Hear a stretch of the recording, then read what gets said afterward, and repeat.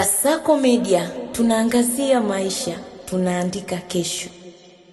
Waziri wa Habari, Utamaduni, Sanaa na Michezo ambaye pia ni mbunge wa jimbo la Arusha mjini Paul Christian Makonda amesema wizara yake ni muhimili wa maendeleo ya taifa kwa ujumla na yenye ushawishi mkubwa katika kujenga uelewa, uzalendo na mshikamano wa kitaifa.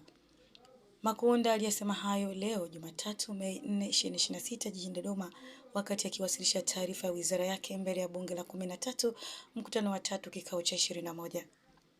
Amesema sekta hii inahabarisha, kuelimisha na kuburudisha. Akifafanua nafasi ya wizara yake, Mheshimiwa Paul Makonda ameeleza kuwa sekta ya habari imekuwa na mchango mkubwa katika jamii. Kwa maana nyingine, naweza kusema ni wizara yenye ushawishi wa nchi hii.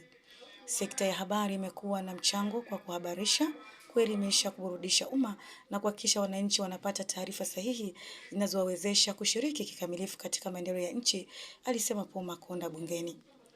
Waziri huyo alisisitiza kuwa utamaduni ndio msingi wa utambulisho wa taifa.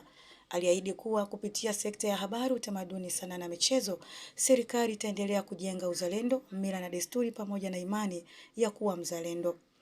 Utamaduni wetu ndio utii wetu wa mgongo. Tukiupoteza utamaduni, tumepoteza taifa. Hivyo tunalazimika kuwekeza katika kuenzi na kuwekeza, aliongea. Katika hatua nyingine, Mheshimiwa Christian Makonda amesema wazi kuwa serikali ya awamu ya 6 nchini ya Mheshimiwa Rais Samia Suluhu Hassan imetambua umuhimu wa michezo kama kichocheo cha maendeleo. Hata hivyo, kwa kutambua muhimili huo, Mheshimiwa Rais wa Jamhuri ya Muungano wa Tanzania, Daktari Samia Suluhu Hassan amewekeza zaidi ya shilingi trilioni 2 ili michezo iwe sehemu ya kuifanya Tanzania iwe mfano wa kuigwa barani Afrika na duniani, alisema Makonda, huku wabunge wakigonga meza kuunga mkono. Uwekezaji huo unahusisha ujenzi na ukarabati wa viwanja vya kisasa, kusaidia vilabu kuendeleza vipaji vya vijana na kuwezesha Tanzania kuandaa mashindano makubwa ya kitaifa.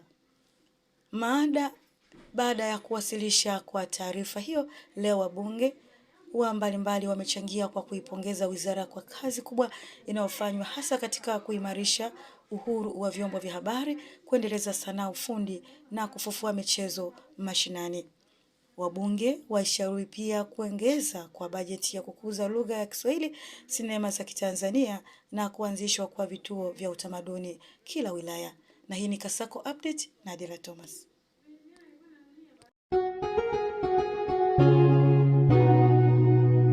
Kasako Media, tunaangazia maisha, tunaandika kesho.